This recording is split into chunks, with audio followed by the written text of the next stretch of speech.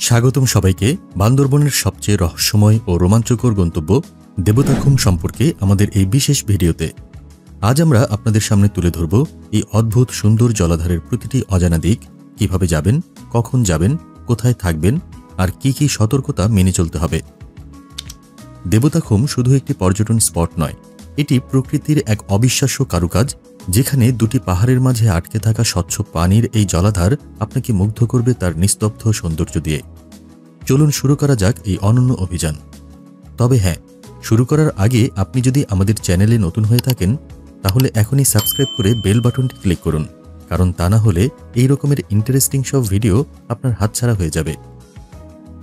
দেবতাখুম অবস্থিত বান্দরবান জেলার রোয়াংছড়ি উপজেলায়, যা স্থানীয় মারমা সম্প্রদায়ের কাছে থংচিখুম নামে পরিচিত। খুম শব্দের অর্থ হল প্রাকৃতিকভাবে সৃষ্ট জলাধার। বান্দরবানের অন্যান্য খুম যেমন ভেলাখুম বা ওমিয়াখুমের তুলনায় দেবতাখুমে যাওয়া তুলনামূলক সহজ হওয়ায় এটি পর্যটকদের মধ্যে বেশি জনপ্রিয়। এই খুমের সবচেয়ে আকর্ষণীয় দিক হল এর 50 ফুট গভীরতা এবং পাহাড় বেষ্টিত পরিবেশ, যা সূর্যের আলো সরাসরি প্রবেশ করতে দেয় না। ফলে খুমের ভেতরের অংশ অন্ধকারাচ্ছন্ন ও রহস্যময় মনে হয়। এই অনন্য বৈশিষ্ট্যই দেবতাখুমকে বান্দরবনের অন্যান্য খুম থেকে আলাদা করেছে। দেবতাখুম ভ্রমণের জন্য আদর্শ সময় হল নভেম্বর থেকে এপ্রিল মাস পর্যন্ত। বর্ষাকালে যদিও পানির প্রবাহ বেশি থাকে, কিন্তু এই সময়ে যাওয়া কিছুটা ঝুঁকিপূর্ণ হতে পারে, কারণ পানির রং স্বচ্ছ থাকে না এবং আকস্মিক বন্যার সম্ভাবনা থাকে। শীতকালে পানি কমে গেলেও এই সময়ে যাওয়া বেশ আরামদায়ক, বিশেষ করে ডিসেম্বর জানুয়ারি মাসে, যখন চারপাশের প্রকৃতি শুষ্ক থাকে এবং ট্রেকিং সহজ হয়। তবে আপনি যদি প্রকৃতির সবচেয়ে জীবন্ত রূপ দেখতে চান তাহলে বর্ষা পরবর্তী সময় অর্থাৎ সেপ্টেম্বর অক্টোবর মাসে যেতে পারেন, যখন ঝর্ণাগুলো পূর্ণ যৌবনে থাকে কিন্তু বন্যার ঝুঁকি কমে যায়। ঢাকা থেকে দেবতাখুম যাওয়ার জন্য প্রথমে বান্দরবান আসতে হবে। বাসে করে সরাসরি বান্দরবান যেতে পারেন হানিফ, সেন্ট মার্টিন বা শ্যামলী পরিবহনে।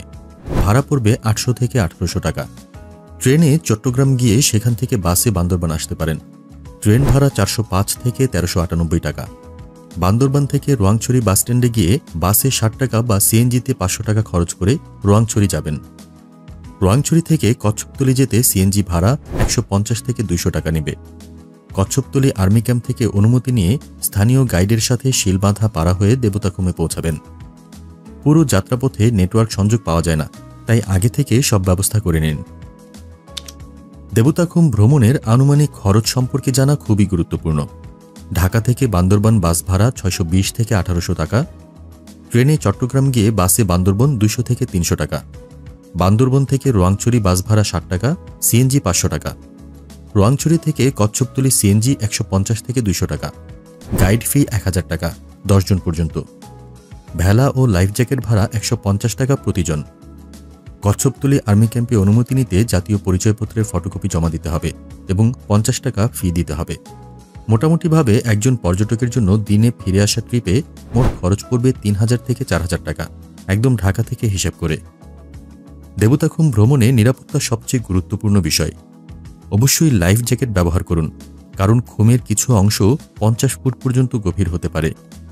ট্রেকিংয়ের জন্য উপযুক্ত জুতা, ট্রেকিং শু বা রাবারের স্যান্ডেল ব্যবহার করুন, কারণ পথ পিচ্ছিল হতে পারে। আর সাঁতার না জানলে পানিতে নামবেন না।